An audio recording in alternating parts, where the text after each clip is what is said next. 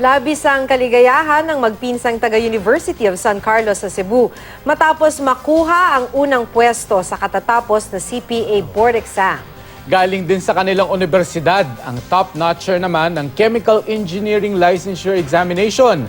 Makibalita tayo kay Chona Carrion ng GMA Cebu.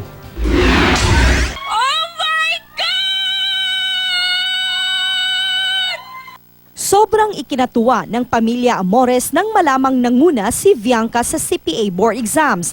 Kasama pa niya sa unang pwesto ang pinsan at best friend na si Marianito Jesus del Rio. Nakuha nila ang average na 92.67. Before, we kept talking about achieving this kind of achievement, and it's a reality, and it makes us very happy. Ganahan jud may mo achieve and na-achieve rin jud makaingon jud may nga amazing si Lord. Magkaklase ang dalawa sa University of San Carlos.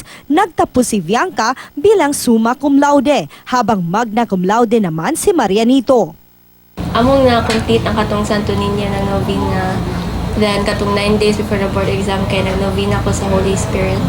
Ako kay sige ako pray nga masud ko sa top 10 pero ang Diyos mo ni Lord kani na-shock ko pag una. Nakatakdang magpasa ng resolusyon ang konseho ng Lapu-Lapu City kaugnay ng tagumpay ng dalawa. Mahigit 9,000 ang nag-exam at mahigit 3,000 ang nakapasa. Bukod sa magpinsan, pasok din sa top 10 ang 7 iba pang Cebuano. 4 sa kanila galing din sa University of San Carlos, kabilang na ang nasa pangalawang pwesto na si Jessa Comar Bermudo. Nagpapasalamat ang top-notchers nang nagbunga ang kanilang sakripisyo. Ang kanilang tagumpay, iniaalay raw nila sa kanilang mga magulang. Graduate rin ng University of San Carlos ang top-notchers sa May 2017 Chemical Engineering Licensure Examination na si Wayne Lawrence Tandingan. Nakabakasyon ngayon si Tandingan sa Japan kasama ang kanyang pamilya. Plano raw niyang magpahinga muna ng ilang buwan bago magsimulang magtrabaho sa isang malaking kumpanya na kumuha sa kanya bilang scholar.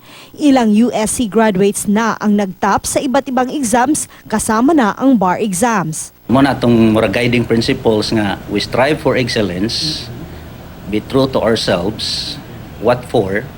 It's for the people, for the good of humanity. Chona Carrion, Nagbabalita, Pilipinas.